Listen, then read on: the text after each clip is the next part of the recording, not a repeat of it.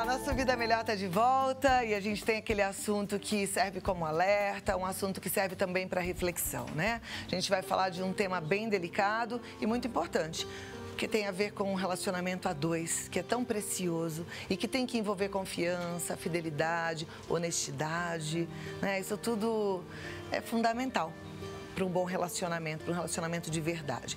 Agora, quando um desses elementos é rompido, uma das partes utiliza desse rompimento para conseguir benefícios ilícitos, aí a gente tem um grande problema.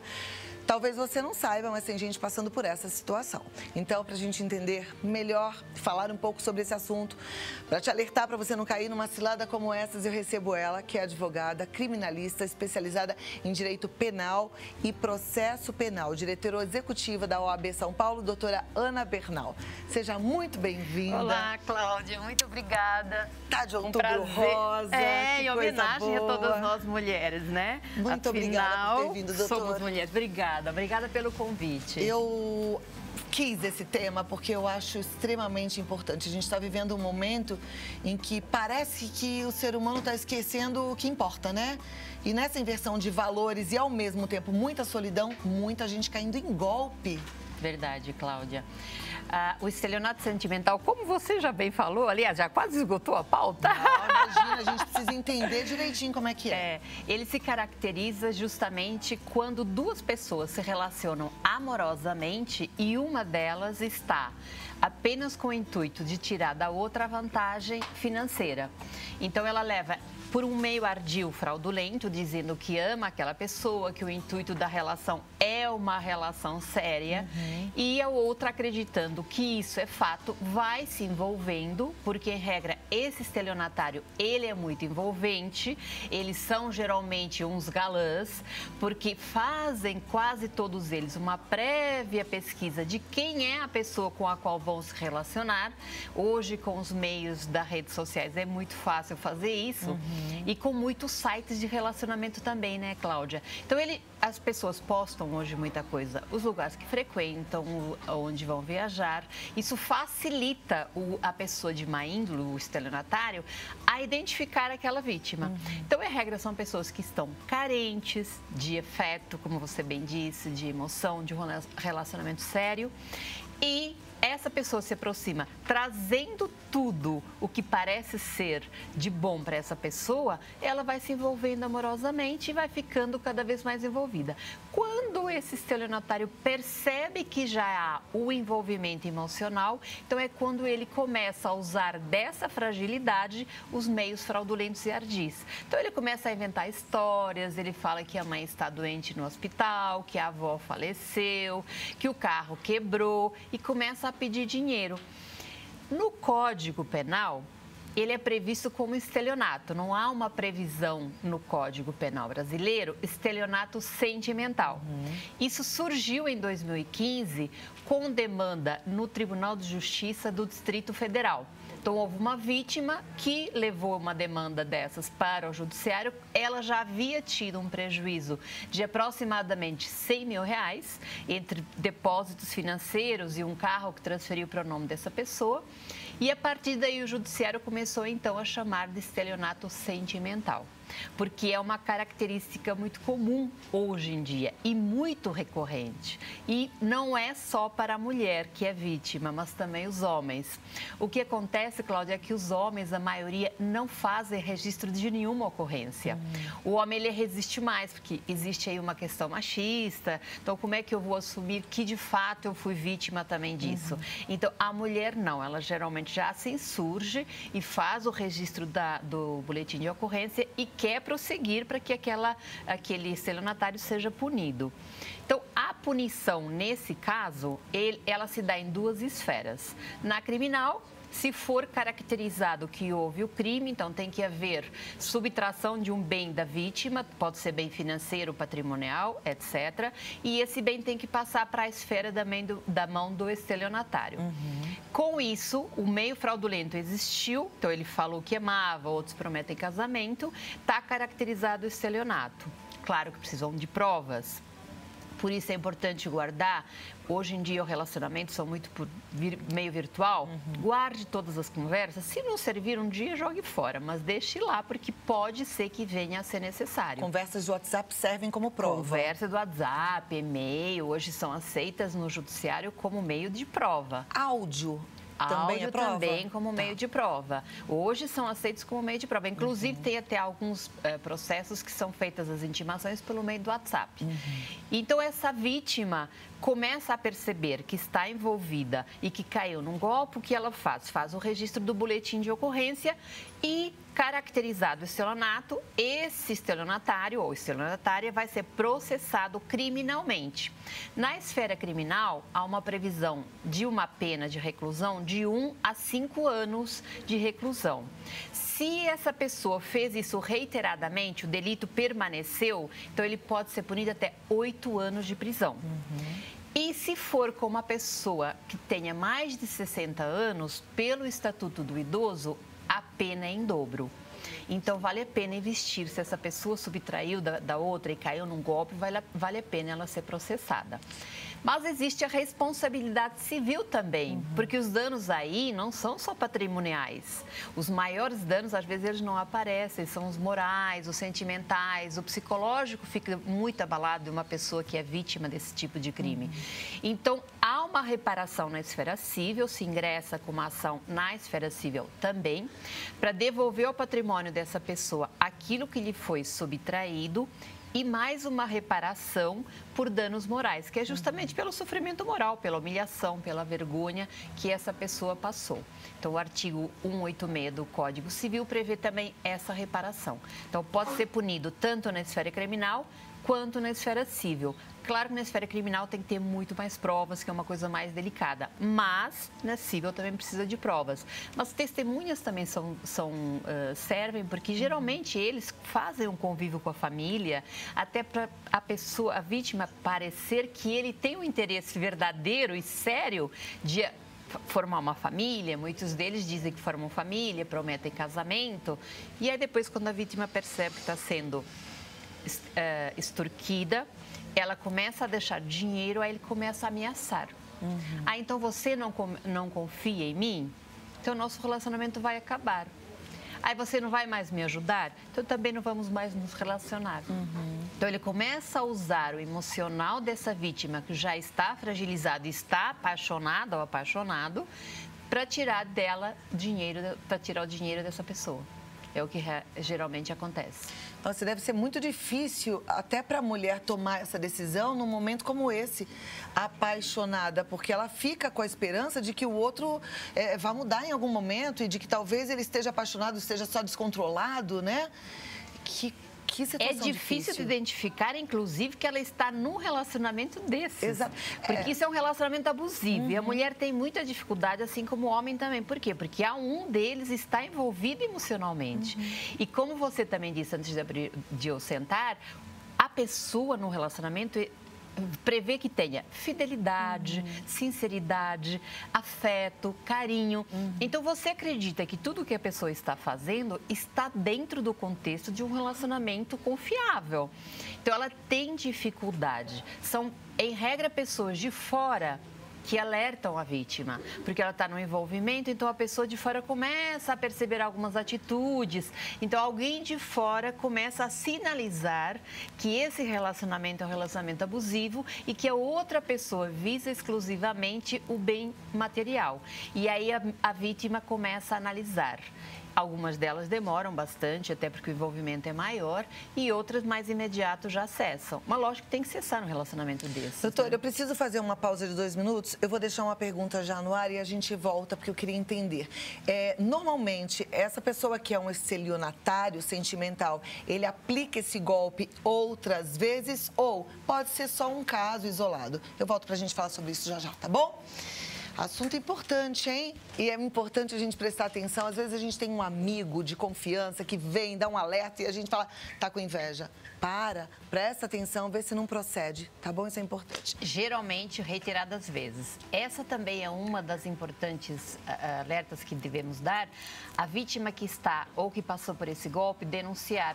Porque, em regra, esse estelionatário ou estelionatária, eles praticam esse golpe com frequência. Tem uns que fazem disso a sua vida, né? Uns e umas que a sua vida é exatamente essa. Temos até agora um exemplo aí na novela que está abordando um pouquinho isso, mais ou menos isso, onde a pessoa realmente visa só o patrimônio do outro. Então, eles praticam esse golpe reiteradamente, sim. É importante denunciar e consultar também o nome dessa pessoa.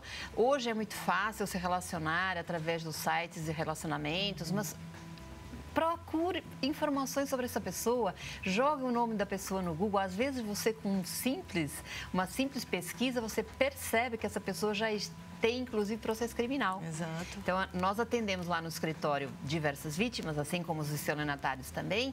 E, recentemente, um dos casos foi exatamente a vítima, foi vítima de praticamente R$500 mil e a pessoa que praticou o golpe já havia praticado diversos golpes, inclusive já era processada criminalmente. Então, se a pessoa tivesse tido um pouco de cautela, teria tido a oportunidade de não ter caído nesse golpe. Então, é alerta que a gente deixa para as pessoas. A gente não conhece as pessoas, mas temos que procurar informações com certeza, a respeito. Não existe também uma pessoa sem passado, né? Tem gente que fala assim, eu estou me relacionando com uma pessoa, não tem Facebook, não tem Twitter, não tem Instagram, não tem nada. Tem, vai no Google que deve ter um processo, deve ter alguma coisa. Tem, todo mundo tem hoje. Deixa eu te perguntar, tem um prazo para a pessoa fazer essa denúncia? Vamos supor que a nossa amiga está ali assistindo, ela viveu isso, mas já tem 2 anos. Ela ainda pode fazer alguma coisa em relação? Olha, Cláudia, criminalmente o prazo é de 12 anos. Então, tem um bom prazo ainda para ingressar. Mas o ideal é que o faça o quanto antes. Até porque, com o tempo, as provas tendem a sumir, a ser mais frágeis. Agora, na esfera civil, o prazo é mais curto. Então, quanto mais rápido essa vítima ingressar com a ação para pedir reparação e restituição desse valor, melhor. Porque na esfera criminal, ela não vai ter restituído o valor que ela perdeu. Então, ela tem que ingressar na esfera civil para reparar o dano e na criminal, se já prescreveu na civil, entra na criminal para que ele seja punido ou ela seja punida. Tá, eu entendo que isso necessita, assim, de uma coragem muito grande da vítima, até porque a gente falou que isso faz parte de um relacionamento abusivo. Imagino que o perfil dessa pessoa golpista talvez seja também de uma pessoa abusiva fisicamente, eu tô falando. E aí as pessoas ficam com medo. Como é que eu vou entrar com um processo? E se ele vier me matar? E se ele fizer algo mal para mim? Essa pessoa não fica muito exposta? Ela fica exposta e fragilizada. Agora, a justiça vai protegê-la, o judiciário está aí para proteger. Até porque, se for homem em face de mulher, tem inclusive a Lei Maria da Penha, que ampara todas as mulheres, com medidas protetivas, inclusive. Então, é uma das melhores leis, considerada uma das melhores leis do mundo. E as mulheres podem e devem socorrer toda vez que se sentirem vítimas de violência doméstica em relação a um relacionamento, seja lá o que for, denunciar esse agressor, porque aí ele pode ser punido até por 2 crimes, não só pela violência ou pela agressão moral, mas também pelo estelionato. Então, é algo que é muito sério, mas a vítima deve sim denunciar. Mesmo com receio, peça as suas proteções, que elas existem. Tá joia. Tem uma pergunta aqui, que é da Elisandra, ela é de Bertioga. Ela fala, Cláudia, percebo que... Bom, eu não queria identificá-la. Que uma pessoa da minha família utiliza de estratégia com uma outra.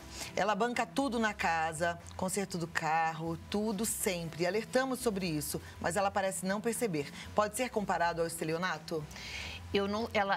Ela não citou se é um relacionamento amoroso. Então, é um relacionamento amoroso. É que eu não quis... Porque eu achei muito delicado ela se expor assim, né? É porque realmente, se a pessoa está no relacionamento amoroso e só paga todas as contas e isso não foi acordado, sim, se caracteriza o estelionato sentimental. Agora, precisa ver se houve um acordo, porque se os dois combinaram, e isso hoje até é comum. Então, você se relaciona, você olha, eu tenho um padrão de vida melhor do que o seu, eu vou pagar as contas e você não paga nada, não arca com nada. Então, se houve um combinado, isso não é estelionato, porque a pessoa está ciente.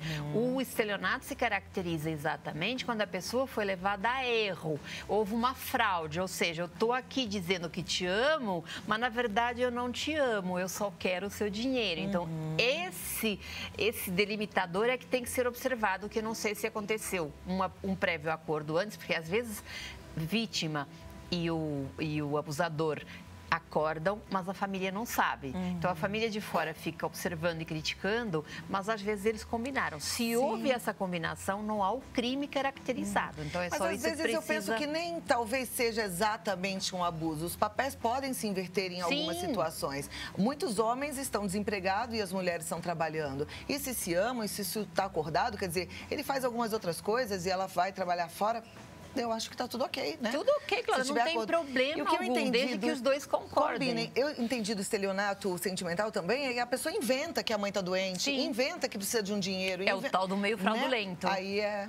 Ele usa toda uma estratégia fraudulenta, ardil, para que a vítima, acredite que ele realmente está naquela situação e a leve a dispor do seu patrimônio e a transferi-lo para o patrimônio do estelionatário.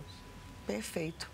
Olha, eu achei esse assunto muito importante, muito pertinente. Eu tenho só mais uma dúvida, até que eu tinha levantado antes, durante o programa, que eu acho que também vai ajudar as pessoas em casa. Tem gente recebendo um golpe que parece um estelionato sentimental, na verdade até é, mas não é presencial. Eu conheço uma senhora que ela foi enganada com algumas ligações de uma pessoa que tinha uma voz parecida com do cantor preferido dela, por sinal, Roberto Carlos. Ela acreditou que era. E ela, tão ingênua, ele pediu um dinheiro e ela depositou esse dinheiro achando que era ele. E aí, essa pessoa tem algo que ela possa fazer? Cláudia, não se caracteriza aí o estelionato sentimental porque não há uma relação entre os dois. Foi uma ligação esporádica onde ela caiu num estelionato. Aí sim, previsto no Código Penal, artigo 171, é um estelionato.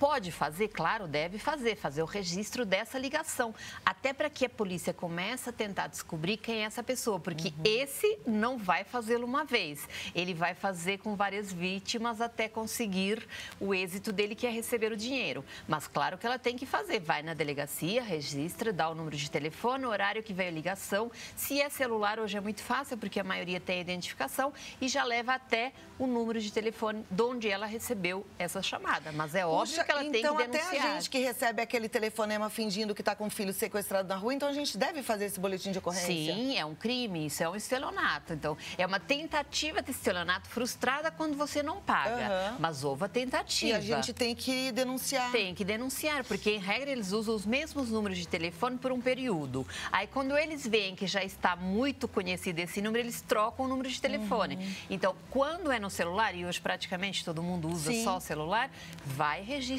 sim, porque a partir daí se começa uma investigação e se tenta identificar quem é essa pessoa para que ele pare e que vá atrás das grades cumprir a pena que é devida. Normalmente eles falam, depois que a gente não cai no golpe, ele já fala que ele está na cadeia mesmo, sabe? Infelizmente. Muitos vêm dos próprios presídios. É uma tristeza. Eu caí num golpe desse a 1 minuto de entrar no ar, eu quase que desmaiei, né? Porque a gente se confunde mesmo, até cair em si e falar, não é nada disso, estou caindo num golpe, não vou cair no golpe, tem um espaço ali de nervosismo. Dependendo do horário que te ligam, a gente está sob emoção de alguma coisa e acaba conseguindo o êxito de levar essa vantagem financeira. É um fato. Né? Pai e mãe que tem filho na rua, é complicado. A gente tem que estar atento sempre. Infelizmente, o ser humano é maravilhoso, eu sempre acredito que o bem vence o mal e vence mesmo, somos maioria, mas tem tanta gente aí com valores invertidos, achando que o dinheiro é mais importante do que tudo e aplicando golpe um no outro, né?